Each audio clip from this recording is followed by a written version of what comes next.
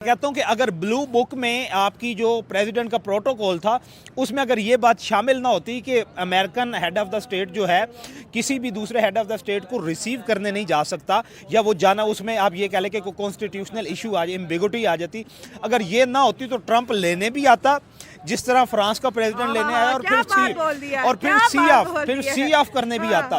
लेकिन ये के साथ रिलेशन की बात की जाए तो कुछ टाइम पहले यूएस की तरफ से स्टेटमेंट आई थी कि पाकिस्तान में जो न्यूक्लियर वेपन है वो सेफ नहीं है, आपको पता होगा। अभी रिसेंटली उनकी स्टेटमेंट आई है कि जो इंडिया है वो हमारा बेस्ट फ्रेंड है, मतलब जो प्राइम मिनिस्टर मोदी हैं इंडिया के प्राइम मिनिस्टर, वो हमारे बेस्ट फ्रेंड है। क्या कहना का ताल्लुक है?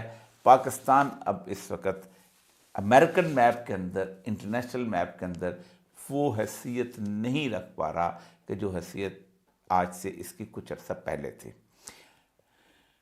अफगानिस्तान के साथ ट्रंप के मामलात बेहतर हैं, हो रहे हैं, और हमारी ज़रूरत जो है वक्त के साथ साथ कम हो रही है। चाहेंगे रशिया के हवाले से जब ऑयल लेने की बात आई, सैंक्शंस इंडिया पे भी लगी, पाकिस्तान पे भी लगी।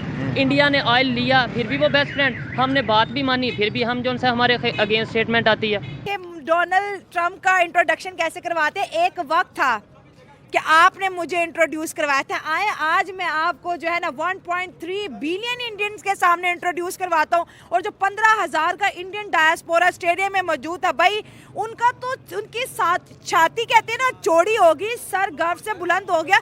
इंडियन की ऐसी representation United state of America में मैं कहती कोई नहीं कर सका जो आज उन्होंने कर दिया। कोई देखें, पिछले प्राइम मिनिस्टर भी गुजरे, उसका जो करिश्मा है ना, जो करिश्मेटिक पर्सनैलिटी है नरेंद्र मोदी की, आप इनसे पहले देख ले, अटल बिहारी वाजपेयी जी थे, उससे मनमोहन सिंह थे, वाजपेयी जी थे, वो शर्मा जी थे, उससे पहले आप इससे पहले चले जाए, इवन नेहरू की तरफ जाए, सिंह की तरफ लेके चले जाए, किसी ने भी इस तरह की रिप्रेजेंटेशन इंडियंस की नहीं की। और फिर उसने ये क्या किया कि फिर जो नरेंद्र, देखें जो यूनाइटेड स्टेट्स है ना, उनका एक डायलेमा है कि जो खुददार लीडर होता है ना, चाहे वो उनके अगेंस्ट भी जा रहा हो, उनको बहुत ज़्यादा वो रिस्पेक्ट करते हैं। और नरेंद्र मोदी ने इस बात को कैच करने के लिए, देखें वो बातें तो निकाल लेता है, उसके पास इंप्रेसिंग एप्टीट्यूड जो है वो तो क्लासिक है ना। उन्होंने ये कहा कि I am nothing without Indian people, और इस बात को इंडोर्स किया है। क्या मोदी साहब ने आने से पहले ट्वीट क्या किया है, उन्होंने फाउंडेशन क्या लेआउट की है, बल्कि ये भी मैं बात करना चाहूंगा कि डॉक्टर जयशंकर साहब जो अपने पिछले दौरे के अंदर मोदी साहब के इस दौरे की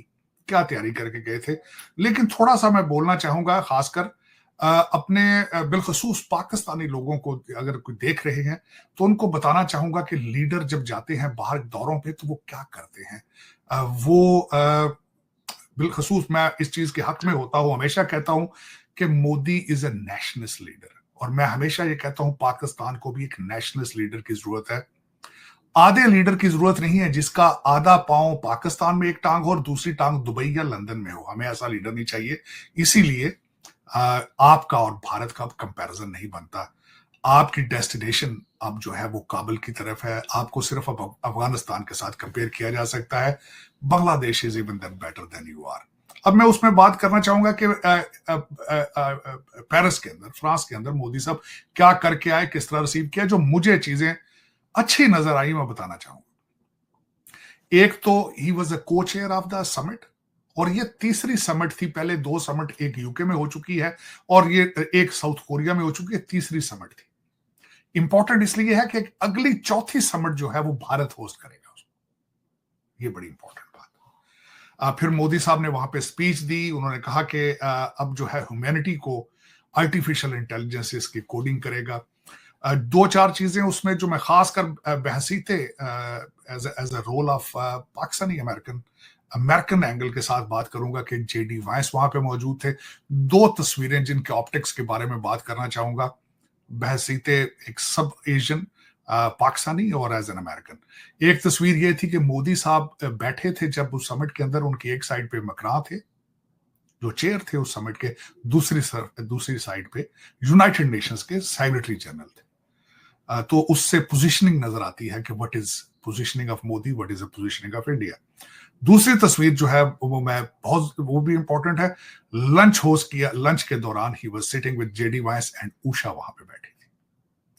तीसरा ऑप्टिक्स मैं बताना चाहूंगा कि स्टेज के ऊपर माइक्रोसॉफ्ट के वहां पे गूगल के सुंदर पिचाई, उनकी स्पीच भी एक मेन स्पीच थी और वो भी इंडियन है।